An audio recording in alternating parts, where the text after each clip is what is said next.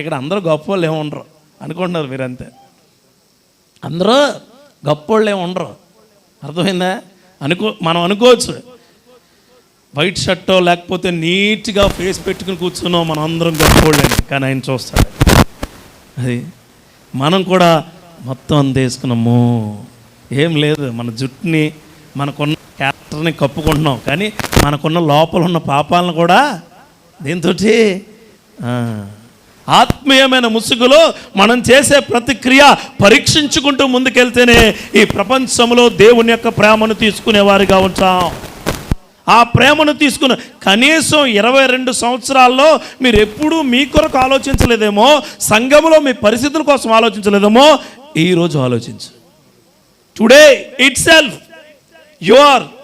నీ యొక్క ఫెయిత్ఫుల్ హౌస్ని దేవుడు దీవించబోతూ ఉన్నాడో. సంఘము అబ్రహాం గారు చెబుతూ విస్తరించాలా, ముందు విస్తరించాలంటే నువ్వు బాగుపడాలా. విత్తనాలు వేయడానికి నీ చేతులు బాగుండాలా, విత్తనాలు పట్టుకోవడానికి కండరాలు బాగుండాలా, విత్తనాలు పట్టుకోవాలని ఆలోచన నీకు ఖచ్చితంగా ఉండాలి. సంఘము ఎంత పొడుగు పెట్టినా, ఎంత వెడల్పు పెట్టినా, సంఘములో ఉన్న విశ్వాసులకు విశ్వాసం అనే పొడవు వెడల్పు లోతులు లేకపోతే అప్రయోజనం. అందుకే మొట్టమొదటిగా నేను నాకు ఇచ్చిన